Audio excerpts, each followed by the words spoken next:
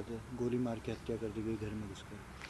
देखिए, ये जो हत्या हुई है ये बहुत गंभीर मामला है और ये तय बात है ऐसे क्रिमिनल्स जो खुलेआम आकर गोलियां चला रहे हैं उनको तो पुलिस को निश्चित रूप से ठोक के मारना होगा। ये वक्त आ गया है ऐसे क्रिमिनल्स का तो तुरंत एनकाउंटर किया जाए। कौन है ये क्रिमिनल्स, कहां से आए हैं, कैसे अटैक कर दिया, ये बहुत बड़ी घटना है।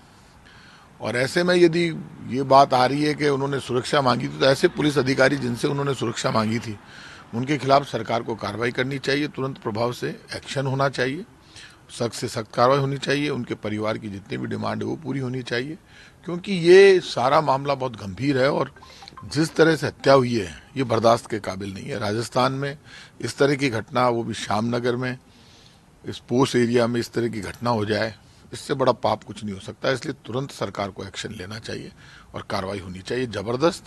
और ऐसे पुलिस अधिकारी यदि जिनसे उन्होंने सुरक्षा मांगी जो है, मैं आज जाकर आया था वहाँ शाम को, देख कर आया था, मैंने देखा उनके गोली लगी, एक सीने में, एक सिर में गोली लगी और मामला बहुत गंभीर है, किसी भी कीमत पे बर्दाश्त के योग्य नहीं है मामला।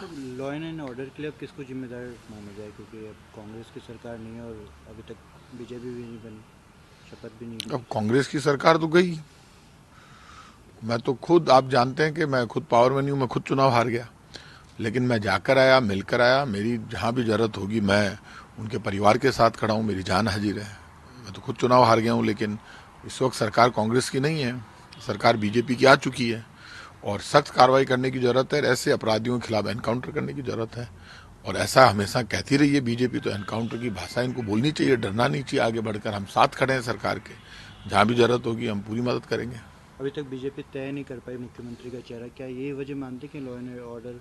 नहीं, मुख्यमंत्री का चेहरा तो ये इनके तय हो ही जाएगा। आफ्टर ऑल गवर्नर साहब भी जो सरकार को देख रहे हैं और इनके जो नेता जीते हैं वो लोग भी पुलिस के संपर्क में, उनको पुलिस से बात करनी चाहिए। और मैंने भी पुलिस अधिकारियों से कहा है कि आपको सख्त एक्शन लेना चाहिए, क्योंकि घटना बहुत गंभीर है। इस मामले में किसी भी कीमत पर बहुत ज्यादा सख्त कार्रवाई की जरूरत है। कल बंद का आह्वान करा है, तो आक्रोश है तो बंद का आह्वान तो करेंगे ही, उसमें गलत क्या कर रहे हैं। आक्रोश है तो व्यक्त करेंगे, आक्रोश बहुत जबरदस्त है तो बंद भी होगा, सारे ही काम होंगे। कहा है कि सीएम की शपथ नहीं लेने देंगे जब तक। क्या गलत है, गुस्सा कितना जबरदस्त है। एक आप बताइए, 3-3 लोगों की हत्या हो जाती है। सुखदेव सिंह जी के लग गई गोली, उनकी डेथ हो गई। एक और व्यक्ति थे उनके साथ जो उनके जानकार थे, उनकी डेथ हो गई। और एक शायद 2 लोगों की डेथ हुई है, 2 लोगों की डेथ हुई है, गोली 3 लोगों के लगी है।